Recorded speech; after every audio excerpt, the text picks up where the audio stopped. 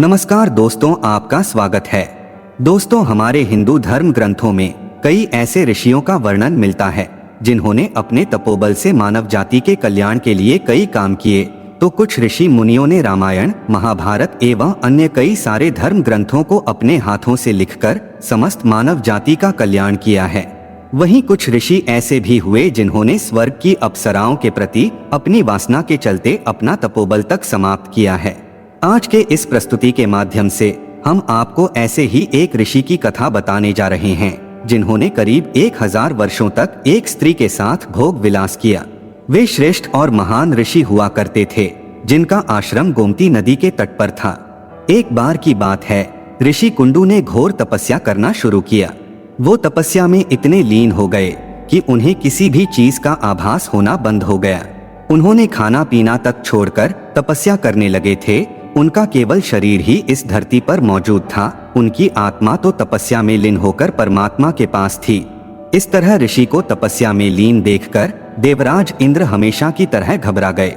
उन्हें यह डर सताने लगा कि कहीं ऋषि कुंडू उनका स्वर्ग का सिंहासन न छीन ले। इसी डर के परिणाम स्वरूप इंद्रदेव ने ऋषि कुंडू की तपस्या भंग करने के लिए प्रमलोचा नाम की अप्सरा को धरती लोक पर भेजने का निश्चय किया। प्रमलोचा स्वर्ग की सबसे सुंदर अप्सराओं में एक अप्सरा थी। तीखे नैन नक्श, गठीला बदन और हंसी जो देवताओं को भी आकर्षित कर दे। एक संध्या नृत्य के बाद इंद्र ने प्रमलोचा को अपने पास बुलाया और उस खूबसूरत अप्सरा को अपनी योजना बताई। बिना कोई भी प्रश्न किए प्रमलोचा इंद्र की योजना के मुताबिक धरती लोक के लिए प्रस्थान कर गई। प्रमलोचा सीधे वहीं पहुंची जहां ऋषि कुंडू अपनी तपस्या में लीन थे। प्रमलोचा ने अपनी शरारतों से ऋषि का ध्यान भंग कर दिया और जैसे ही ऋषि की नजर अप्सरा प्रमलोचा पर पड़ी, ऋषि उसके रूप और सौंदर्य को देखकर उस पर मोहित हो गए और उसे अपने साथ लेकर मंदराचल पर्वत की गुफाओं में चले गए। ऋषि कुंडू प्रमलोचा के सौंदर्य में ऐसे खो गए कि वो गुफा के अंदर ही कई शतकों से भी ज्यादा वर्षों तक प्रमलोचा के साथ संभोग करते रहे। फिर अचानक एक दिन प्रमलोचा ने ऋषि कुंडू को कहा कि हे ऋषि, अब मैं स्वर्ग को वापस जाना चाहती हूँ, इसलिए आप मुझे खुशी खुशी विदा कीजिए। अप्सरा के मुख से जाने की बात सुनकर ऋषि उदास हो गए और उन्होंने कहा, हे देवी, अभी थोड़ी देर और रुक जाती तो अच्छा होता। ऋषि को उदास देखकर अप्सरा धरती लोक पर रुकने को मान गई और फिर ऋषि कुंडू ने अगले कई वर्षों तक उसी गुफा में अप्सरा के साथ भोग विलास किया। फिर 100 वर्षों बाद एक दिन फिर अप्सरा ने ऋषि कुंडू से कहा, मुझे पृथ्वी लोक पर आए बहुत समय हो गया, अब तो आप मुझे स्वर्ग लोक जाने की आज्ञा दें। अप्सरा की वापस जाने की बात सुनकर फिर से ऋषि कुंडू नाराज हो गए। इसी तरह कई 100 वर्षों बीत गए और जब भी अप्सरा स्वर्ग जाने की बात ऋषि से कहती तो वो किसी तरह उसे मना लेते थे। वो अक्सर ऋषि कुंडू के क्रोध से भी डरती थी कि कहीं क्रोध में आकर ऋषि मुझे श्राप न दे। ऋषि कुंडू को अप्सरा के प्रति उनका प्रेम नित्य बढ़ता ही जा रहा था। तपस्या और पूजा पाठ का त्याग कर दिन रात ऋषि उस अप्सरा के साथ भोग विलास में डूबे रहते थे। फिर एक दिन की बात है कि ऋषि कुंडू बड़ी तेजी से अपनी कुटिया से निकल रहे थे कि तभी उनके पास आकर अप्सरा पूछने लगी, आप कहाँ जा रहे हैं? तब कुंडू ने जवाब दिया है, बहुत दिन हो चुके हैं, आज मैं तपस्या संध्योपासना करने जा रहा हूँ। अगर ऐसा नहीं किया तो मेरा धर्म नष्ट हो जाएगा। यह सुनकर प्रमलोचा हंसने लगी और बोली, हे सब वेदों के ज्ञाता, इतने वर्षों में क्या आज पहली बार सूर्यास्त हुआ है? जो संध्योपासना नहीं करेंगे तो आपका धर्म नष्ट हो जाएगा। मैं तो आपसे जब से मिली हूँ तब से तो आपने कभी संध्या वंदन किया ही नहीं। इस प्रकार के वचन सुनकर ऋषि कुंडू बोले, गोमती नदी के इस सुंदर तट पर आज सवेरे ही तो तुम आई हो। मैंने आज ही तो तुम्हें अपने आश्रम में प्रवेश करते देखा। मेरे आश्रम में तुमने आज ही तो प्रवेश किया है। दिन के समाप्त होने पर संध्या काल हुआ है। मुझे विलंब हो रहा है। तुम्हारी बातों से लगता है कि तुम मेरा उपहास कर रही हो।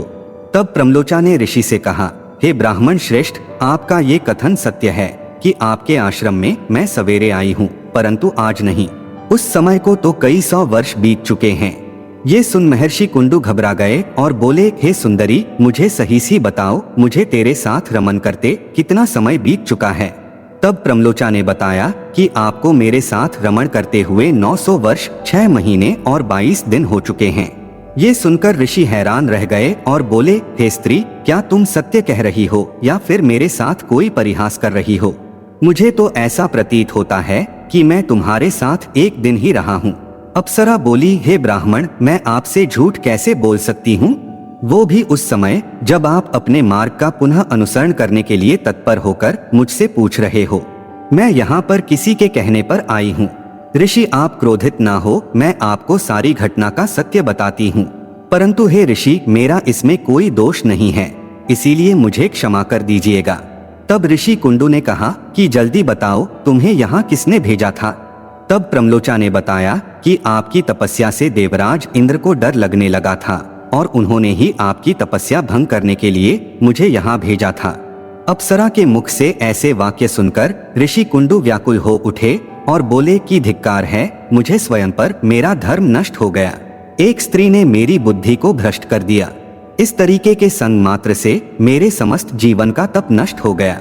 इसीलिए हे पापी स्त्री, इसी क्षण अब तू जहाँ चाहे जा सकती है, क्योंकि तुझे इंद्र ने जिस कार्य के लिए भेजा था वह कार्य संपन्न हो गया। तुमने मेरा तप नष्ट कर दिया है। महर्षि को इस तरह क्रोधित देख प्रमलोचा भय से कांपने लगी, जिसकी वजह से उसका पूरा शरीर पसीने से लाल हो गया। उस समय ऋषि ने जो गर्भ में स्थापित किया था वह भी अब के रोम छिद्रों से निकलकर पसीने के रूप में उसके शरीर से बाहर आ गया। बार बार फटकारे जाने पर प्रमलोचा भी आश्रम से निकली और आकाश मार्ग की ओर चल पड़ी। प्रमलोचा का पसीना वायु ने इकट्ठा किया और वृक्षों ने उसे ग्रहण किया।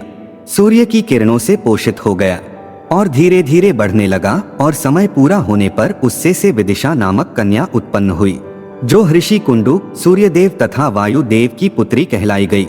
तो दोस्तों, इस प्रकार से शास्त्रों में ऋषि कुंडू और अप्सरा की कथा का वर्णन पुराणों में मिलता। उम्मीद है आपको यह कहानी अच्छी लगी होगी। वीडियो को लाइक जरूर करें और चैनल को सब्सक्राइब करें ताकि ऐसी ही जानकारी आपको प्राप्त हो। आप सभी का धन्यवाद।